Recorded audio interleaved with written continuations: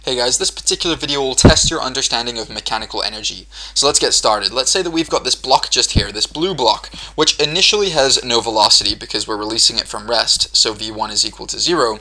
And let's say it's sliding down this tube just here until it reaches this spring right here, at which point the spring then begins to compress. And we're asked, for the first question at least, to find the velocity of the slider just when it hits the spring, so the spring is still non-compressed. Okay, so have a shot at this yourself first, and then come back when you're done. Well, in order to solve this particular problem, we'll have to remember what the work energy formula is. And let me remind you, it's going to be the change in kinetic energy plus the change in potential energy plus the change in elastic energy is going to be equal to your work done by non-conservative forces, right? In this particular case, for part one, the spring remains non-compressed throughout the entire journey from state 1 to what I'm going to call state 2 in this position just here, meaning that your change in elastic energy is going to be equal to 0. The spring's not even touched, basically. So we can evaluate the rest of the terms now. We know the change in kinetic energy is going to boil down into a half m v2 squared minus v1 squared, right? Notice that I'm not including the rotational kinetic energy term because nothing's rotating.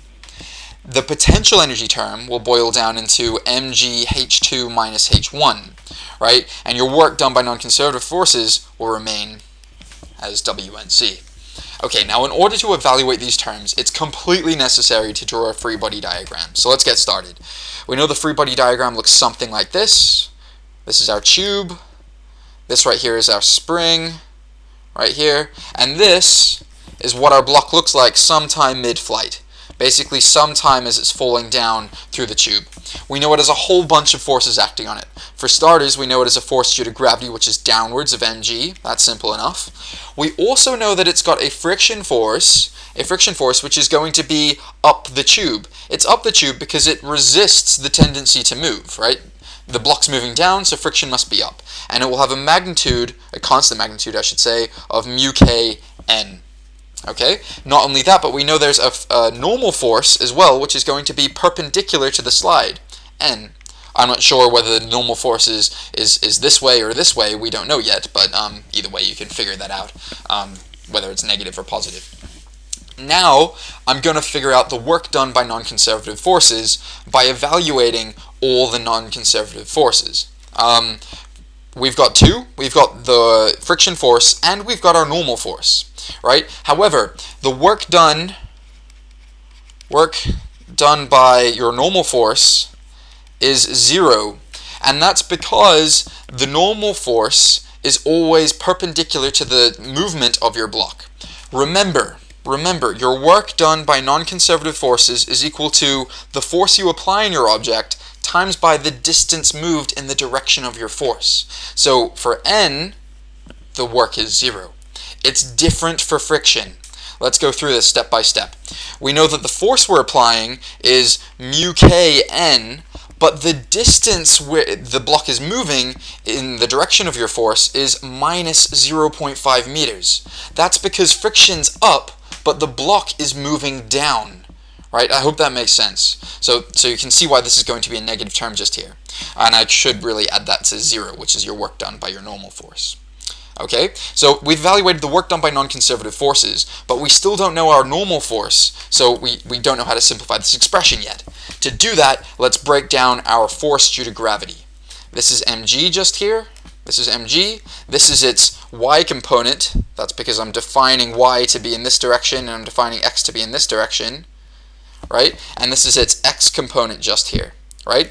Notice that this right here is theta, meaning that this right here is 90 minus theta, and because this is a right angle, this must equal to theta. Which means that using trigonometry, the y component is just going to be mg cosine theta. I hope that makes sense. And this component right here, I'll draw an arrow to it, this component is going to be mg sine theta. I hope that makes sense. So we can take the sum of forces of your block in the y direction must be equal to 0, right? Because the block isn't accelerating in the y direction, leaving us with the conclusion that mg cosine theta cosine theta must be equal to your normal force, right? Which means that we can simplify the work done by our non-conservative forces and say that's simple, that's just going to be equal to mu k times mg cosine theta times by minus 0.5. I hope that makes sense. We're not completely done. We still need to evaluate the rest of these terms. Let's begin by the kinetic energy terms. It's going to be a half times by m v2 squared minus v1 squared, which is 0, right, because it's released from rest. And then mg, we're going to be adding that to mg, h2 minus h1. Okay, let me zoom out so I can make some space, because I really want to do this right. Let's start off with another quick free body diagram so I can talk about what h1 and h2 will be. This right here, what I'm drawing here, is going to be your block in its first state. This is at state 1. This right here is where your block is at state 2. I'll even draw the spring on here to make this a little bit more familiar to you. That's at state 2. I'm going to define an axis right here at this particular point, just here. I'm going to call this axis x prime, and I'm going to call this y prime. I'm calling it prime because x and y have already been taken there. Based off where I've defined my axis, I can say that h1 now is 0. It's by definition, it's the height of your block in its first state, which is 0 based off where I place my axis. Right? Be in mind, I can place my axis wherever I like. h2 will be at this particular point just here. In particular, it will be this distance, which I'm drawing in green just here. It will be this distance right here. Right? And we know these values, so we can figure out the length of that using trigonometry. We know this is 60 degrees. In fact, let me generalize it. I want to keep it as theta. We know that's theta. Hope that's not too messy. We know this is 0.5 meters, which means that we know our h2 value is 0.5 sine theta. Is that completely right? Not entirely. Notice that y prime is always directed upwards. That means that h2 is negative because it's gone down. I hope that makes sense. So this right here is h2, and it's going to be equal to minus 0.5 sine theta. I hope that makes sense. So let's substitute this in now. Let's substitute these values in. That's going to be minus 0.5 sine theta. We've got a lot of negatives everywhere. Maybe it'll simplify out.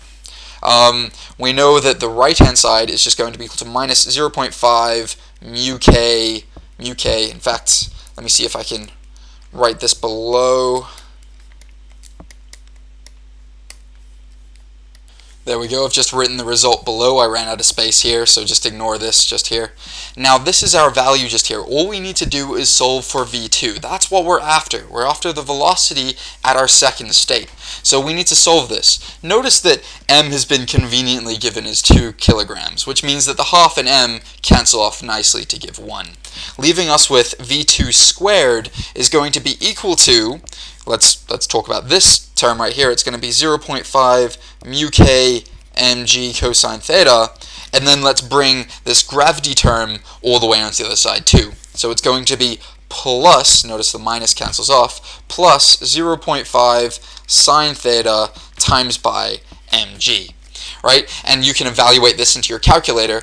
In fact, let me write this out in one final step. v2 is going to be equal to the square root of, and if you plug this into your calculator, it'll be 0.5, let me keep the colors going, it'll be 0.5 sine 60 times by 2 times by 9.81 minus 0.5 times by mu k, which is 0.4 times by 2 times by 9.81 times by cosine of 60. That's a lot to plug into your calculator, but I'll save you the effort of doing it because I've already done this problem before, and that's going to be equal to 2.56 meters per second. That's V2.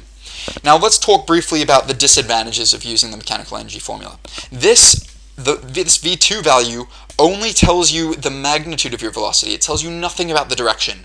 However, we can tell from common sense that the velocity of your block must be traveling down the tube, which is at 60 degrees from the horizontal. I hope that makes sense. That is your velocity of your block just before it hits the spring.